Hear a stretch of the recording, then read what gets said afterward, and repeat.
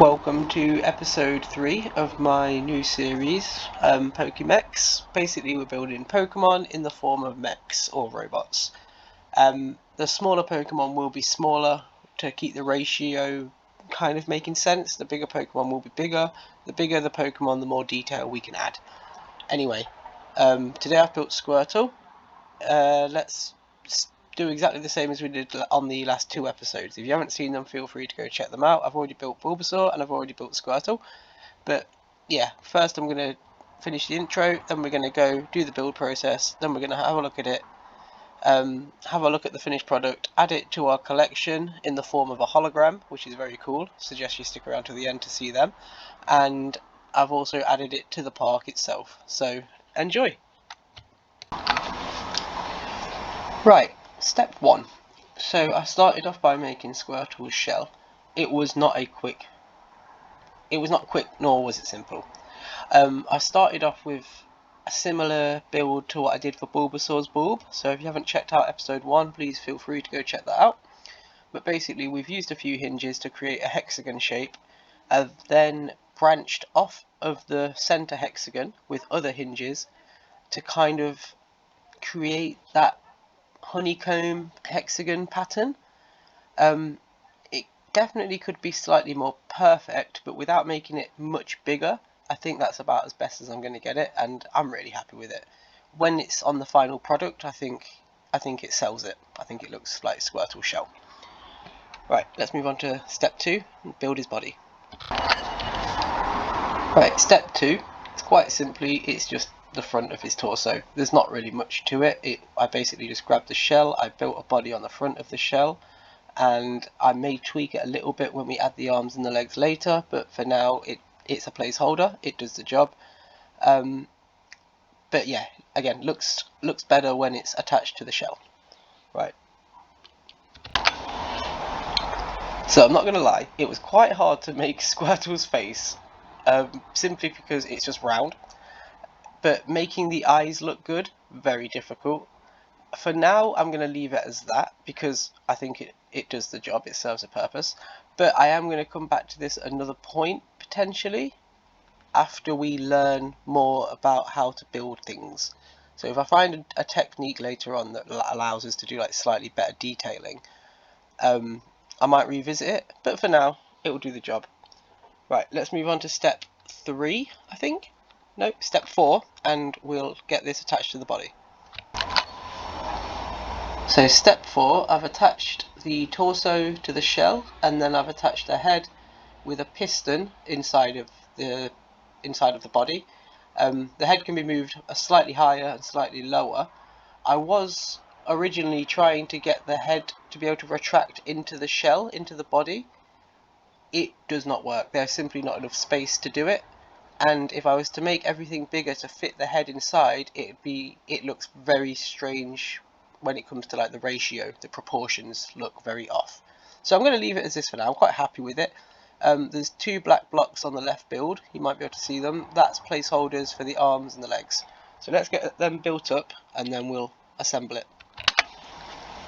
So step 5, not much to say. I've just built 2 legs. I've built them as small as possible and quite simply as well, but mainly small. I've built them as small as possible in case I can figure out a creative solution to retracting the arms, legs and head inside the body. So if I can get the head to retract, these arms and the legs that we're going to build, these legs and the arms I'm going to build, they should be big enough to fit inside, but the head is the hurdle that we need to figure out if we were to retract Squirtle inside of his shell. Anyway, let's get these attached and then we'll move on to the arms. So step 6, I believe. Already built the legs on step 5, we've attached them now, and we need to build up the arms. There's not a whole lot more to do with Squirtle other than to build the arms and get them plugged in, but I'm pretty happy with how this build is. It could definitely have a few more details added, but for now I'm keeping the starter Pokemon small so that when I build Wartortle, he'll be a bit bigger and it will make sense ratio wise. When we build Blastoise, he'll be much bigger. So again, we keep the ratio kind of even, so that as we build the bigger Pokemon, the smaller Pokemon should kind of look good standing next to them. But that was my hope. I might be wrong about that. I might just have to rebuild everything giant so we can add more detail. But anyway, moving on to the arms. So step 7, and the final step before we assemble it. I've built up the arms. I've left a flat area, as you can see on the arm on the left. There's a flat area there. That is so that when I attach it to the body, it's capable of rotating. I'm not often going to have the mechs moving around as much as they could move, but I like the mechanisms to be there. I like them to have a shoulder joint so that the arm can move up and down and forward and backwards and rotate. I like them to have elbows or a knee so that they can like bend their legs a little bit. And like I said on the other step, as I build bigger Pokemon, the detail will increase. But for the baby Pokemon and for the start of the video, start of the series, start of the idea, start simple and we'll gain speed as we go. Hopefully, the more we learn, the more momentum we'll gain. So let's jump over to our theme park area and we'll check out the finished build. So here we are, back at the Pokemon Park. Still not got an official name for it, but theme park will do for now. We're going to go check out the finished build, and then afterwards we'll add the hologram and we will go check out the small addition that I've added to the park for Squirtle to basically hang around. It's basically a small habitat for Squirtle, but I'm going to adapt them more as I go and as we have more ideas. If you have any ideas, feel free to share them.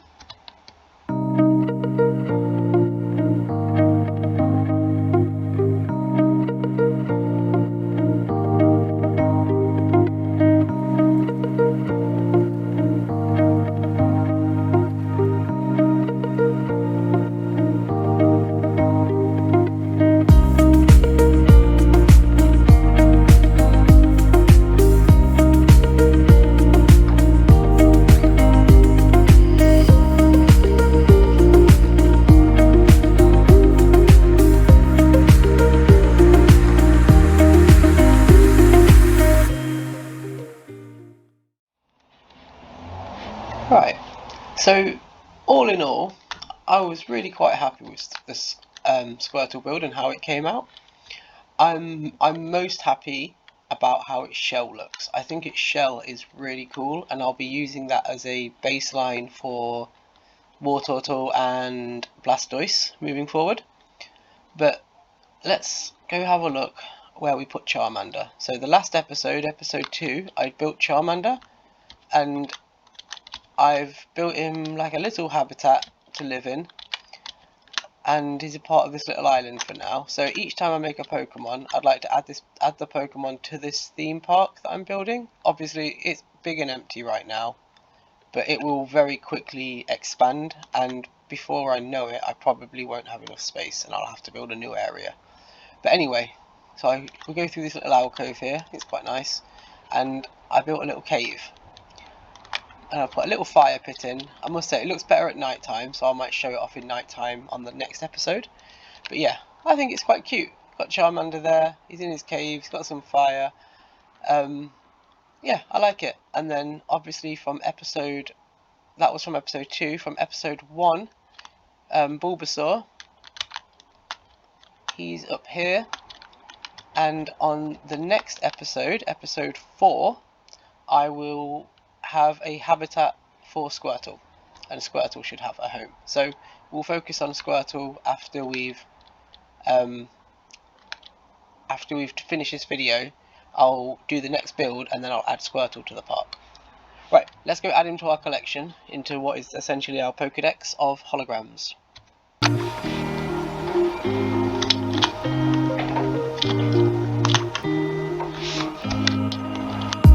Parkour.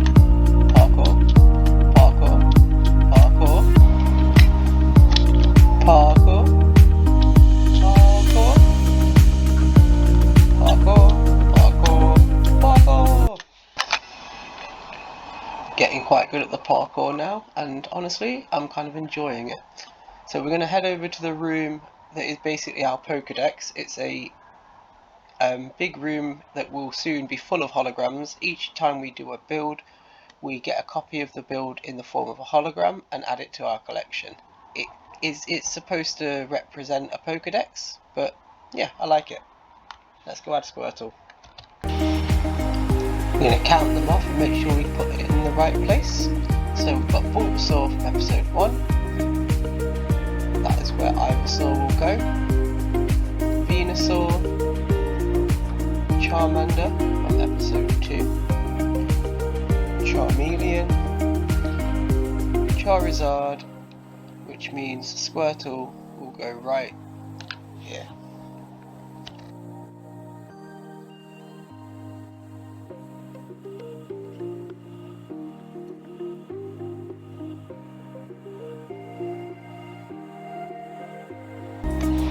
Right, we're going to say goodbye to Squirtle, leave him there, and I think that will be it for today.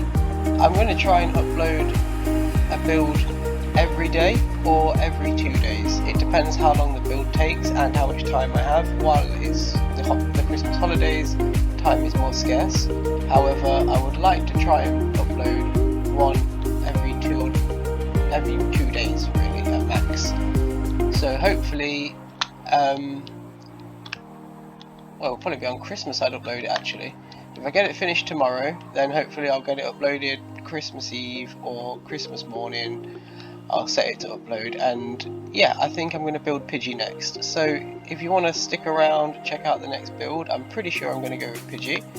And if you have ideas for the build that comes after Pidgey, I'm not yet decided and I'm open to suggestions.